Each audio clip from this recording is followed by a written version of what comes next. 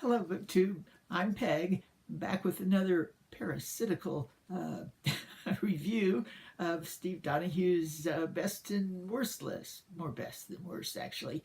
I'm going to try and make this shorter today. It is taking forever to upload my videos. Does anybody else have that problem? And I'm on 4G, so I can't blame the carrier.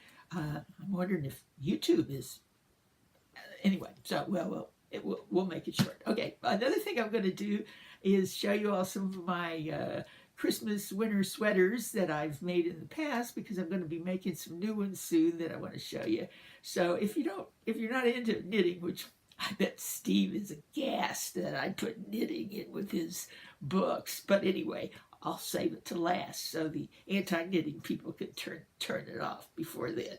Okay, let's get on with the books for today. In the first one I have was both in his best history list and his best nonfiction list. So I'd say he really liked this one. It's Crashed by Adam Tooze. How a decade of financial crisis changed the world. And this is actually about the global significance of the 2008 Wall Street breakdown or burn up or whatever happened there. And some of the effects that it's had in the U.S. and Europe are that this author says it forced the question of Brexit and it set the stage for Trump. Steve himself says that this author is skilled at taking complex financial info and making it engrossing reading, and it's thick too. So, okay, I have two more from his nonfiction list that were kind of put together and compared because they both have to do with calamitous dark currents that came out of the 2016 election. The first one is Beautiful Country. No, wait a minute. Now, is that the one I want to do first? No, I want to do this one first. Okay. Everything You Love Will Burn, Inside the Rebirth of the White Nationalist Movement. This is actually chilling, even some of the pictures in it. I looked through it. That kind of says what itself, and you can imagine what Steve has to say about that. The other one also that came out of the election was called Beautiful Country, Burn Again. And it makes a point that two different crises in the history of the United States have caused it to have to reinvent itself afterwards. And one of them was the Civil War, and the second being the Depression. And that this author thinks that perhaps the Trump political upheaval will be a case of a third time, that we will have to somehow reinvent what democracy means and what our country means. So that's, of course, yet to be seen. Okay, on to his, actually, I'm doing some of his favorite historical fiction today. And the first one I have is by Amy Bloom, called White Houses. This is the story of the affair of Eleanor Roosevelt and her friend Verena Hickok, and their affair. I guess Verena actually moved into the White House. This has a blurb on the front by no less than Joyce Carol Oates. Eric. Okay, so yeah, she says it's a remarkably intimate and yet informative novel. Okay, the next two, I meant to say, all of the ones from historical fiction deal with women. There's three of them that there may be more in the list that I'll get to, but all three of these today deal with women and the history of them. Okay, let's see. The first one, these two I'm going to talk about together, is Verena by Charles Fraser, and this is about the wife of Jefferson Davis. It's by Charles Fraser, who wrote Cold Mountain, and I'll get back to it in a minute when I tell you how Steve compared them.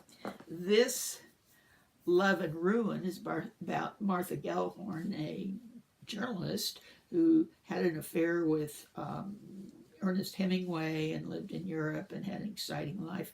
I'm not sure if she was his third wife or not. I haven't got that far. There's a prior book by this author that deals with his, I guess, second wife, called Paris Wife. I would like to read that also. Okay, so here's what Steve had to say about both of these, and in a way of complimenting the authors and their great writing. Verena, the author of it, had a what he called pinch-souled simpleton to deal with, but he was able to make this an interesting and well-written story, while the author of Love and Ruin, Paula McLean, had a very vibrant, successful, multifaceted woman to talk about, and she was able to make her multi-dimensional, which he says doesn't often happen when the person is very famous and able and capable in their own right. Somehow they become one-dimensional in historical fiction often. So, okay, that's it for the books. Now about my sweater. Where's the pictures? Okay, I kind of have it on, but I have to tell you a little bit more about it. This is a sweater. I get my patterns from Vogue knitting magazine I love, and it's the one I'm going to their convention in New York in January, and I'm knitting something new, but I'll show you before I go, to put in their contest to see if you can get to wear it on the fashion runway. Anyway, this one I made a few years ago for such a contest, and it did make the runoff. I was up there strutting my stuff with it. It's a very unusual looking. Can you see that? I'm afraid you can't see it too well. I probably should have lightened it more. But it's very unusual in the way it's, I don't even know if that's up or down. Okay, it looks like a big square with two little sleeves coming off of it, and the waistline is here, not at the bottom. Anyway, it looks very fun. This was a winner of a contest that Vogue Knitting put out of unusual designs, and it was won by a little Japanese woman, and she won a straight trip to the United States, and had to have an interpreter, but she's a great designer. Now, you wouldn't think something like that could look good on anybody, but let me show you. Here's hers made up, which you can see better than mine, and you can see it is kind of a slant, but I kind of like that. And I had to make mine quite a bit bigger than hers because Japanese people are little. All right, here's my picture. I wore it last Christmas as a Christmas outfit. Oh, you can't see the sweater. But anyway, it kind of goes down in a V at the bottom, and it actually fits and looks kind of different and asymmetrical. That's how I like it to look. Okay, I have kept this a little shorter, so hopefully I can keep on with that track. See you tomorrow.